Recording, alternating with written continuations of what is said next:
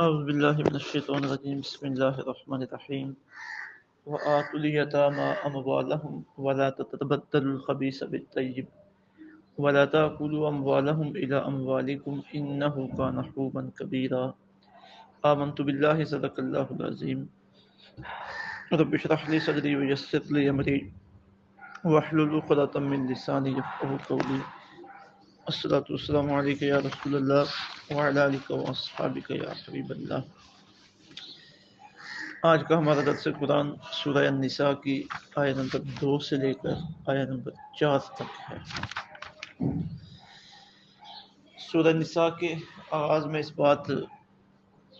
کے تعارف میں یہ بات عرض کی گئی تھی کہ اس میں یتیموں کے حقوق بھی تفصیل کے ساتھ ذکر کیے گئے ہیں۔ یتیم نزول قرآن سے پہلے معاشرے کا پسا ہوا طبقہ تھا، جو بھی ان کا سربراہ بنتا اکثریت ان کی یہی تھی کہ وہ ان کے مال کو کھاتے، ان پہ ظلم و ستم ہوتا اور مختلف ہیلوں اور بہانوں سے ان کا استحصال کرنے کی کوششیں کی جاتی۔ اسلام نے پہلی مرتبہ یتیموں کے معاملات اور ان کے حقوق کے متعلق قانون سازی کی اور انہیں تحفظ فراہم کیا۔ ان آیات طیبات میں یتیموں کے مال کی حفاظت کے متعلق اور ان کے حقوق کی ادائیگی کے متعلق احکامات خداوندی موجود ہیں۔ فرمایا وآتوا الیتامى، اور دے دو یتیموں کو، اموالہم ان کے مال، ولا تتبدلوا اور نہ بدلو، الخبیث اپنی ردی چیز کو، بالطیب ان کی عمدہ چیز سے، ولا تاکلوا اموالہم اور نہ کھاؤ ان کے مال، الی اموالکم اپنے مالوں سے ملا کر، انہ کان حوبا کبیرا واقعی یہ بہت بڑا گناہ ہے۔ حوب اس کا مطلب ہے گناہ، کبیرہ بڑا۔ وَإِنْ خِفْتُمْ اور اگر ڈرو تم، اللہ تقسطوا اس سے کہ انصاف نہ کر سکو گے تم، فی الیتامى یتیموں کے معاملے میں، فانکحوا اور نکاح کرو، ما طاب لکم جو پسند آئیں تمہیں، من النساء عورتوں سے، مثنی دو دو، وثلاث تین تین، ورباع اور چار چار۔ فَإِنْ خِفْتُمْ اگر تمہیں یہ اندیشہ ہو کہ اللہ تعدلوا تم ان میں عدل نہیں کر سکو گے، تو فواحدہ تو پھر ایک ہی، یعنی پھر ایک ہی عورت اپنے نکاح میں لے کے آؤ، او ما ملکت ایمانکم یا وہ کنیزیں لونڈیاں جن کے تم مالک ہو، تمہارے جن کے مالک ہوں تمہارے دائیں ہاتھ، ذالک ادنیٰ یہ زیادہ قریب ہے، اللہ تعولوا تم ایک طرف ہی نہ جھک جاؤ، وآتوا النساء اور دیا کرو اپنی عورتوں کو، صدقاتہن ان کے حق مہر، نحلہ خوشی خوشی، فَإِن طِبْنَ پھر اگر وہ بخش دیں، لکم تمہیں، عن شیء کچھ چیز، منہ اس میں سے، نفسا خوش دلی سے، فَكُلُوهُ تو کھاؤ اسے، ہنیئا مریئا لذت حاصل کرتے ہوئے، خوشگوار سمجھتے ہوئے۔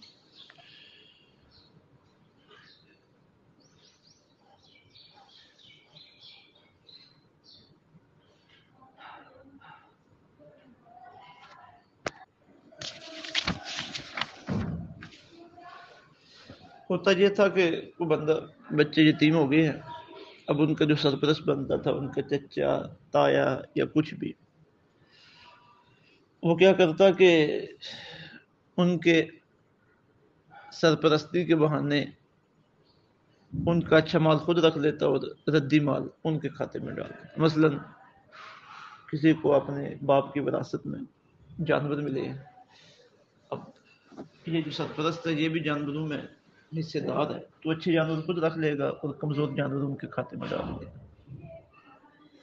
یہ صورتحال تھی، ان کے استحصال کی ایک قسم تھی۔ تو اس چیز سے اللہ رب العزت نے ابتداء منع فرمایا کہ وآتوا الیتامى دے دو یتیموں کو، اموالہم ان کے مال، یعنی یہ کہ ان کے مال کے اوپر قبضہ نہیں کرنا، جو ان کے مال ہیں وہ ان کے حوالے کرو، ان کا حصہ نہ کھاؤ،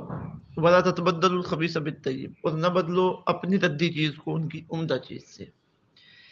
ولا تاکلوا اموالہم اور نہ کھاؤ ان کے مال، الی اموالکم اپنے مالوں سے ملا کر، اس طرح رد و بدل نہ کرو کہ ان کے مال کی اور تمہارے مال کی پہچان ہی باقی نہ رہے اور تم ان کے مال سے بھی کھاتے رہو، نہیں، مالوں کو الگ الگ رکھو اور ان کے مالوں کی حفاظت کرو۔ آگے مزید تفصیل اس کی بھی آگے بھی آ رہی ہے. انہو کان حوبا کبیرہ، واقعی یہ بہت بڑا گناہ ہے کہ یتیموں کے مالوں کو کھانا، ان کے مالوں کو اپنے ردی مالوں سے بدل لینا، یہ بہت بڑا گناہ ہے. اگلی آیت تجربہ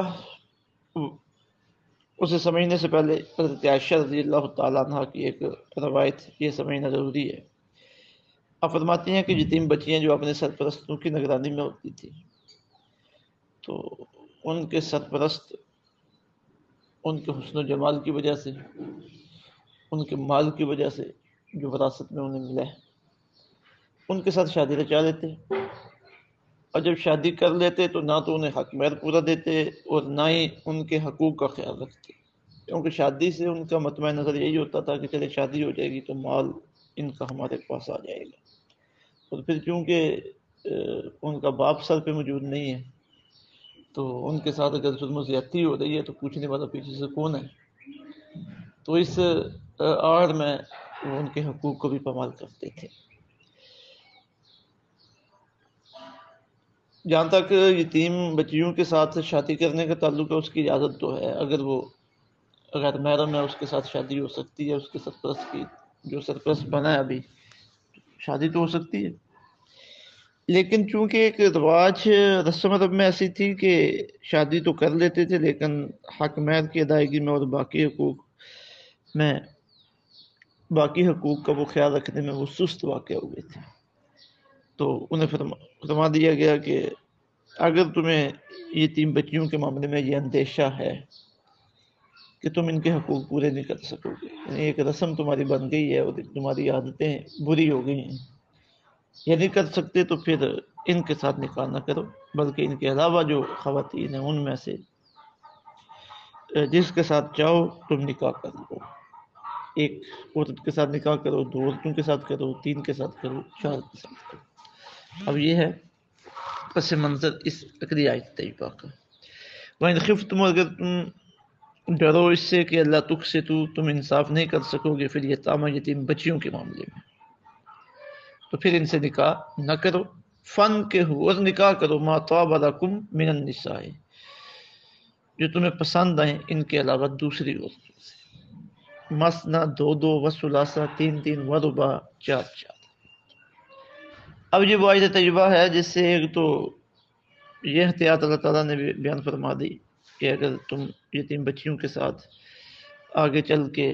ان کے حقوق کی ادائیگی میں کوتاہی کرو یا تمہیں کوتاہی کا اندیشہ ہو تو پھر ان کے ساتھ نکاح نہ کرو، ان کے علاوہ جو تمہیں پسند ہے ان کے ساتھ نکاح کرو. تو دوسری بات یہاں سے یہ ثابت ہو رہی ہے کہ نکاح اور شادی کا معاملہ یہ پسندیدگی کی بنیاد پہ ہے. اب پسندیدگی 2 طرح سے ہو سکتی ہے کہ جہاں پہ والدین نے کہا، سرپرستوں نے کہا، وہاں پہ بندہ راضی ہو جائے، بیٹی بھی راضی ہو جائے، بیٹا بھی راضی ہو جائے. اور پسندیدگی کی ایک صورت یہ ہو سکتی ہے کہ بیٹا اور بیٹی اس کے لیے اپنا اختیار استعمال کریں لیکن والدین کو اعتماد میں لیتے ہوئے. حدیث شریف میں اس بات کی اجازت دی گئی ہے کہ جن کا نکاح ہونے والا ہے وہ ایک نظر ایک دوسرے کو دیکھ لیں تاکہ بعد میں شکل و صورت کی وجہ سے کوئی پریشانی نہ بنے، اور نکاح سے پہلے یہ بھی تفتیش کر لیں اخلاق کی، کردار کی، صحت کی، تاکہ بعد میں کوئی پریشانی نہ بنے. کیونکہ نکاح ہے زندگی کو خوبصورت بنانے کے لیے، پرسکون بنانے کے لیے، باہمی معاونت کے لیے. تو جب نکاح کے بعد ہی معاملہ ٹھیک نہیں رہے گا، ہم آہنگی نہیں ہو سکے گی، تو نکاح کا کیا مقصد، کیا فائدہ. تو بیٹا اور بیٹی جہاں نکاح کرنا چاہیں وہ دیکھ لیں کہ یہاں پہ ہمارا نکاح جو ہے نا وہ چل سکتا ہے شکل و صورت کے اعتبار سے، اخلاق و کردار کے اعتبار سے، محض حسن و جمال کی وجہ سے نہیں. جس طرح بچے اور بچیاں اپنی کم فہمی کی وجہ سے محض جذبات میں آ کر، جذبات کی روح میں بہ کر یا خواہشات کی روح میں بہ کر فیصلے کر لیتے ہیں، والدین کی بھی نہیں مانگتے اور بعد میں پھنس جاتے ہیں. تو اس طرح کی کتنے فیصد شادیاں ہیں جو ناکام ہوتی ہیں. تو اپنی رائے اور ساتھ والدین کی رائے. اب ظاہر جو والدین ہیں، جو بڑے ہیں، وہ زندگی کے ایک تجربے سے گزرے ہوتے ہیں اور انہیں ان چیزوں سے آگاہی ہوتی ہے اور وہ بہتر فیصلہ کر سکتے ہیں. تو ان دونوں کو پیش نظر رکھ کے حدیث شریف میں فرمایا گیا کہ جن چیزوں کی وجہ سے نکاح کے لیے تم ایک دوسرے کا انتخاب کرتے ہو ان میں سب سے بہترین چیز دین ہے، دینداری ہے، جس کی وجہ سے کسی کے اخلاق و کردار اچھے ہوئے۔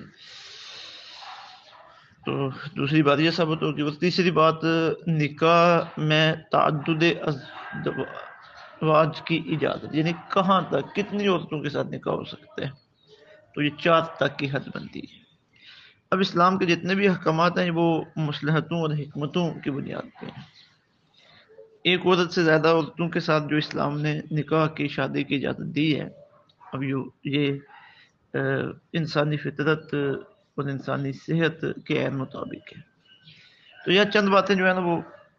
پیش نظر رکھنا ضروری ہیں اس اجازت کے ضمن میں، جو ایک سے زیادہ خواتین کے ساتھ شادی کی اجازت ہے، تاکہ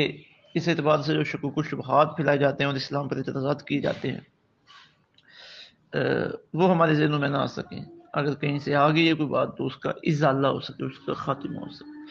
سب سے پہلی بات یہ ہے کہ یہ جو ایک سے زائد شادیوں کا معاملہ، یہ اجازت ہے، رخصت ہے اس کی، یہ کوئی حکم نہیں ہے کہ تم نے یہ کام کرنا ہی کرنا ہے۔ دوسرا، یہ جو رخصت ہے اور اجازت ہے، یہ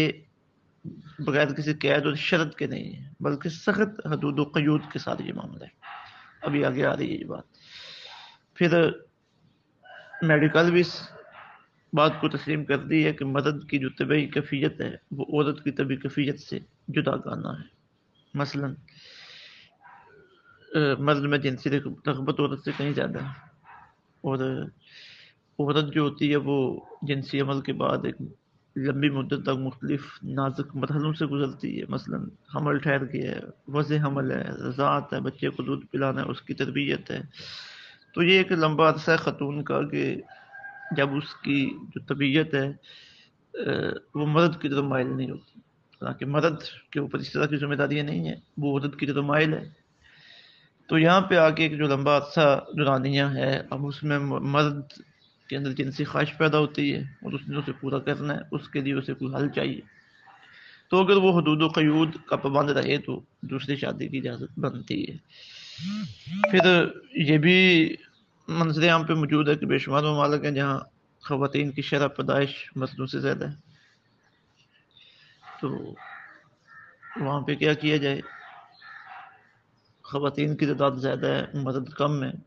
تو ایک مرد جب یہ ذمہ داری اٹھائے گا حدود و قیود کا پابند رہتے ہوئے، دوسرا تیسرا چوتھا نکاح کرے گا تو تبھی یہ معاملہ اعتدال میں آ سکے گا۔ پھر اس طرح ایک مرد ہے، اس کی خاتون بیمار ہے یا ایسے ایام میں ہے کہ جب وہ اس کے قریب نہیں جا سکتا، اب بجائے اس کے کہ وہ بدکاری کرے، وہ زنا کرے، وہ غلط معاملات کرے، اگر جائز طریقے سے کسی عورت کے ساتھ وہ نکاح کرتا ہے اور وہاں سے اس کی ضرورت پوری ہوتی ہے تو اس میں کون سی پریشانی کی بات ہے؟ لیکن یہ جتنی بھی اجازتیں ہیں وہ حدود و قیود کے ساتھ ہیں۔ پھر اب آگے دیکھیے ذرا، فَإِنْ خِفْتُمْ، اگر تمہیں یہ اندیشہ ہو کہ اللہ تعدلوا، تم ان میں عدل نہیں کر سکو گے، فواحدہ، تو پھر ایک، او ما ملکت ایمانکم، یا وہ کنیزیں جن کے تمہارے دائیں ہاتھ مالک ہیں، یعنی جو تمہارے ماتحت ہیں۔ ابھی تو یہ لونڈیوں والا معاملہ ختم ہو چکا، اسلام سے پہلے یہ چل رہا تھا، اسلام نے اسے ختم تو نہیں کیا، قائم رکھا، لیکن ان کے حقوق بیان کر دیے، حدود و قیود جاری کر دی۔ تو پھر ایک وقت آیا انسانوں نے اسے ختم کر دیا، تو انہیں لوڑیوں کو خریدا جاتا تھا خدمت کے لیے، اور ان سے جنسی تعلق قائم کرنا بھی جائز تھا بغیر نکاح کے۔ تو اب یہ سلسلہ ختم ہو گیا۔ تو فرمایا کہ اگر تمہیں اندیشہ ہو کہ تم عدل و انصاف نہیں کر سکو گے تو پھر ایک سے زیادہ کی اجازت نہیں۔ ذالک ادنی اللہ تعالی، یہ زیادہ قریب ہے اس کے کہ تم ایک طرف ہی نہ جھک جاؤ۔ مطلب یہ کہ دوسری شادی کرو اور پھر جو نئی خاتون آئی ہے تمہاری پوری توجہ اس کی طرف ہو جائے، اور پہلے والی بیچاری پیچھے لٹکی رہے اور اس کے حقوق پامال ہوتے رہے۔ فرمایا اس کی اجازت نہیں ہے۔ اگر دوسری تب کرو جب پہلے کے پورے حقوق، یعنی اس کے ساتھ محبت کا اظہار، اس کی جو اولاد ہے اس کی تعلیم و تربیت، پھر اس کا اخراجات، اس کی رہائش، یہ مکمل اگر کر سکو تو پھر دوسری کی طرف جاؤ۔ پھر آگے فرمایا وَآتُوا النِّسَاءَ صَدُقَاتِهِنَّ النِّحْلَةَ، اور عورتوں کو دے دیا کرو ان کے حق مہر خوشی خوشی۔ اس آیت تجربہ سے حق مہر کے واجب ہونے کا ثبوت مل رہا ہے۔ فَإِن تِبْنَ لَكُمْ عَنْ شَيْءٍ مِّنْهُ، پھر اگر وہ بخش دیں تمہیں اس میں سے کچھ نفساً خوش دلی کے ساتھ، فَكُلُوهُ، یعنی خود بھی وہ تمہیں دے دیں، فَكُلُوهُ هَنِيًّا مَرِيًّا، تو اسے کھاؤ لذت حاصل کرتے ہو، خوشبو سمجھتے ہو۔ اب یہ بھی ایک بڑا مسئلہ ہے ہمارے معاشرے کا، حق میں طے تو ہو گیا لیکن دیا نہیں ہے، دیں گے پھر ساری زندگی ایسے گزر گئی ہے۔ اب یہ واجب ہے، اسے لازمی بنیادوں پہ ادا کرنا ہے، تو بہت بہترین طریقہ ہے کہ جو ہی نکاح ہو فوری حق مہر ادا کر دیا جائے۔ تو فرمایا کہ تم نے تو دینا ہی ہے، لیکن اگر عورت خود تمہیں سارا بخش دے یا کچھ حصہ بخش دے تو پھر وہ تم استعمال کر سکتے ہو، کھا سکتے ہو۔ اب یہاں یتیموں کی بات بھی آ گئی اور ان کے ضمن میں نکاح کی یہ دو تین باتیں بھی آ گئی ہیں۔ اللہ رب العزت سمجھ کی اور عمل کی توفیق عطا فرمائے۔ وما علینا الا البلاغ المبین۔